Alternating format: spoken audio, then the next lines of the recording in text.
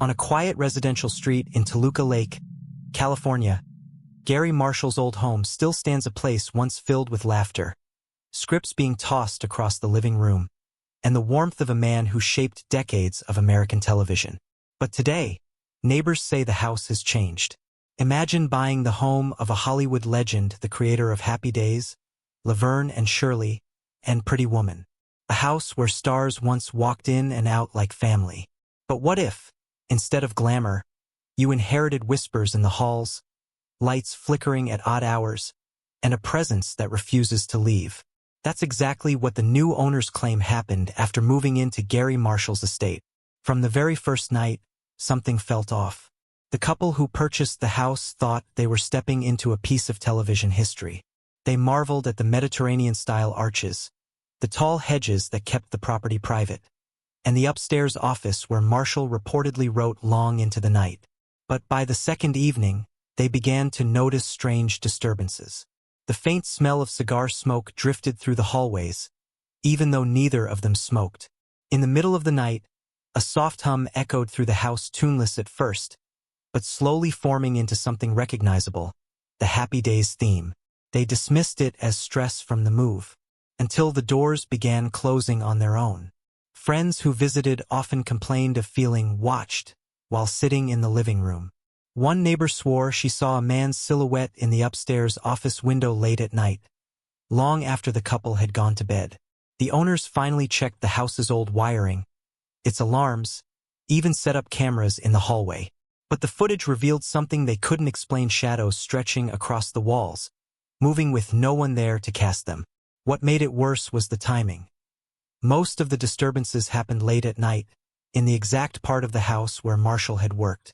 The office door would creak open on its own. Papers left neatly stacked on a desk were found scattered across the floor by morning. And then came the voices, muffled conversations, like rehearsals echoing from another time. When the new owners first crossed the threshold of Garry Marshall's Toluca Lake home, they felt the weight of history pressing in. It wasn't just another Los Angeles property, it was a house touched by show business magic. Arched doorways framed sunlit halls. The smell of polished oak lingered in the study, and framed photographs left behind by the estate auction still bore the smiling faces of stars. At first, the couple told themselves they were just adjusting to the idea of living inside a Hollywood legend's former home. But there was something else there, something quiet, like the air itself remembered too much. The first nights. On their second night, as they settled into the master bedroom, the husband stirred awake to a faint melody, low, almost like humming. It seemed to drift from the upstairs office. He brushed it off as a neighbor's radio, but when he stepped into the hall, the sound followed him, growing clearer. It was whimsical, warm, oddly familiar. He froze when he realized what it was. The unmistakable opening bars of the Happy Days theme song, humming itself into the silence. The next morning, his wife laughed it off, saying he must have been dreaming. But when she went to make coffee, the kitchen lights flickered 3 times before going black, though the rest of the house stayed powered. Later that day, a faint smell of cigar smoke lingered in the den. Neither of them smoked. The disturbances seemed to grow stronger near the office, a room that looked as though Marshall had stepped out only yesterday. Shelves lined with scripts, a heavy oak desk, and a worn leather chair that still bore the impression of its longtime owner. The couple avoided it at first, keeping the door closed. But each morning, they found it slightly ajar. The chair turned away from the desk, angled toward the window as if someone had been sitting there, watching the street outside. One night, the husband decided to test the room. He left a yellow legal pad on the desk, blank, with a pen laid carefully across it. By morning, the pad was still there, but the pen had rolled off the desk and landed on the carpet, ink bleeding into the fibers.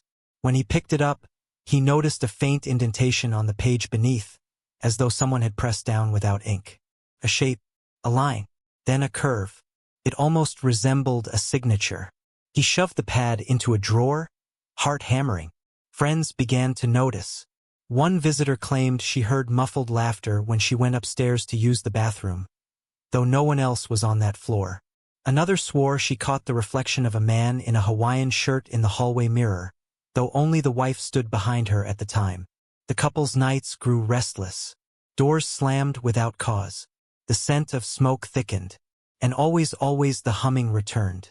Sometimes faint, sometimes right outside their bedroom door. Desperate for answers, they dug into the home's history, reading interviews with Marshall.